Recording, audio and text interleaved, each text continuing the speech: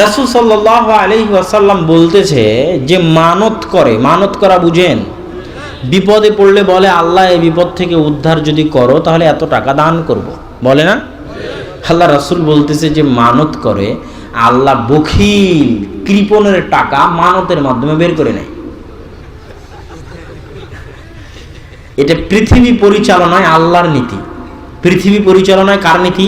আল্লাহর নীতি। যে দান করবে না, বিপদ আপদ দিয়ে আল্লাহ তার টাকা কি করে নেবে? বের করে নেবে। টাকা বের হবেই।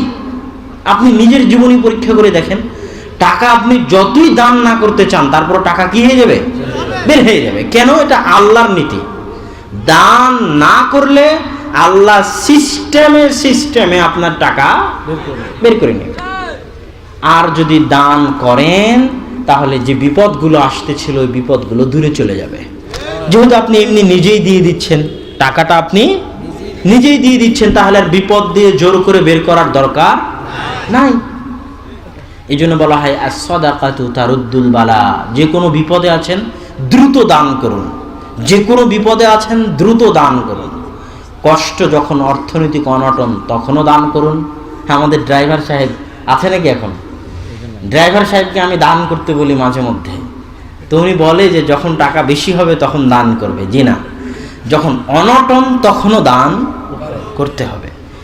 আর আল্লাহে আল্লাহর কসম, আল্লাহে আল্লাহর কসম, বিপদে থাকা অবস্থায় আল্লাহর রাস্তায় দান করে দেখুন, আল্লাহ বিপদ থেকে উদ্ধার করে দেবে ইনশাআল্লাহ।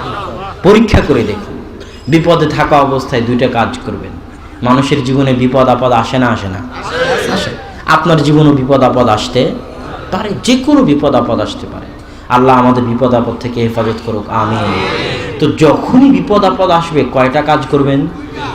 এক, সবার আগে কি করবেন বলেন তো? সালাতে দাঁড়িয়ে যাবেন। আমি আমার আম্মাকে দেখেছি বহুদিন, যখন আমার বাসা বাহিরে খেলতে গিয়ে ছোট বোন ছোট ভাই খুঁজে পাওয়া যাচ্ছে না, এরকম ঘটে না? ঘটে না? এই বাড়ি ওই বাড়ি দেখা হলো, যতগুলো বাড়ির মধ্যে থাকার সম্ভাবনা বেশি সেই বাড়িতে নাই, এটা বিপদ নয়? তো যখনই আম্মাকে এসে বলতাম যে আম্মা এরকম মারিয়াম তো নাই, ছোট্ট পিচ্চি, ওর বাসায় দেখলাম, ওর বাসায় দেখলাম, ওর বাসায় দেখলাম, কোথায় যে গেছে, তো আম্মা সবার আগে কি করে? সালাতে দাঁড়িয়ে যায়। এটা কিন্তু মানুষ ভুলে যায়। মানুষকে যখন বলা হয় তখন মানুষ বাপরে মারে করে চিৎকার করে কান্নাকাটি করে আগে খুঁজতে বের হয়। আপনি কি খুঁজবেন যদি আল্লাহ খুঁজে না দেয়? তাহলে সবার আগে কানেকশন কোথায় লাগাতে হবে? সবার আগে আল্লাহর সাথে কানেকশন লাগাতে হবে। বিপদে পড়েছেন, মানুষ বলে আরে ওসিকে কল দাও, ডিসিকে কল দাও। আরে ওসি ডিসি কি করবে? সবার আগে আল্লাহকে কল দাও। আল্লাহু আকবার। তাহলে যে কোনো বিপদে পড়েন সবার আগে কার সাথে সম্পর্ক তৈরি করবেন? আল্লাহর সাথে। মানুষ পরে, মানুষ কি করবে? কান্দাকাটি দিয়ে কি হবে? অধৈর্য দিয়ে কি হবে?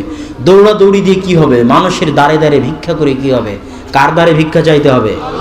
আল্লাহর দ্বারে। তাহলে বিপদে পড়লে সবার আগে 2 রাকাত সালাতে দাঁড়িয়ে যেতে হবে। 2 সালাত থেকে শেষ করে আগে দান করতে হবে। কি করতে হবে? দান করতে হবে। ইনশাআল্লাহ, ইনশাআল্লাহ, ইনশাআল্লাহ যদি কেউ বিপদে পড়ে সালাতে দাঁড়িয়ে আল্লাহকে ডাকে, সালাত শেষ করে আল্লাহর রাস্তায় দান করে, আল্লাহ সুবহানাহু ওয়া তাআলা তাকে সেই বিপদ থেকে বাঁচিয়ে নেবেন ইনশাআল্লাহ। সম্মানিত উপস্থিতি, আমরা যেটা আলোচনা করতেছিলাম যে 7 দিনের দিন 3টা কাজ, তার মধ্যে একটা আকিকার মাধ্যমে বন্ধক মুক্ত করা, সুন্দর নাম রাখা, কেননা তার প্রভাব তার উপর পড়বে, তাই সুন্দর নাম রাখতে হবে। 3, মাথা চেয়েছে 7 দিনে যত চুল গজিয়েছে সেই চুলের সমপরিমাণ আল্লাহ রাস্তায় দান করতে হবে, কেননা দান মানুষকে বিপদ থেকে হেফাজত করে। আল্লাহ আমাদের দান করার তৌফিক দান করুক, আল্লাহ। এবার সন্তান 2.5 বছর পর্যন্ত মায়ের দুধ পান করবে। যেমন 10 মাস 10 দিন মায়ের পেটে, মায়ের রক্ত মাংসে সন্তান গড়ে উঠেছে, তেমনি 2.5 মাস যাবৎ মায়ের দুধ সন্তানের জন্য সবকিছু। মায়ের দুধে যে অ্যান্টিবায়োটিক আছে, পৃথিবীর কোনো ওষুধে সে অ্যান্টিবায়োটিক নাই। এটা আমি বলছি না, বিজ্ঞানীরা বলতেছে। এটাই আল্লাহর সৃষ্টি রহস্য। সুবহানাহু ওয়া বিহামদিহি, আল্লাহু আকবার। তো মায়ের দুধে যে অ্যান্টিবায়োটিক আছে, এটা পৃথিবীর কোনো ওষুধের মধ্যে সে অ্যান্টিবায়োটিক নাই। এই জন্য অনেক মা বোনেরা আছে যারা নিজেদের স্বাস্থ্যের কারণে, নিজেদের ফিটনেস ধরে রাখার কারণে সন্তানকে দুধ পান করাতে চান না। আল্লাহকে ভয় করুন, আল্লাহকে ভয় করুন। আল্লাহ সুবহানাহু ওয়া তাআলা এই সন্তানের জন্য সকল স্বাস্থ্যগত উপকারিতা তার মায়ের বুকের দুধে রেখেছেন, তাই তাকে স্বাস্থ্যগত উপকারিতা থেকে বঞ্চিত করবেন না নিজের স্বার্থের জন্য। আর এই 2.5 বছর যাবৎ মা যা করবে, সন্তানের আশেপাশে যা কিছু ঘটবে তার প্রভাব তার উপর পড়বে। আজকে আমি আপনি বাংলা বলতেছি, বাংলা কে শিখিয়েছে? হ্যাঁ, মা শিখাইছেন, আমরা অটোমেটিক শিখেছি। অটোমেটিক শিখেছি। কখন মা শিখালো?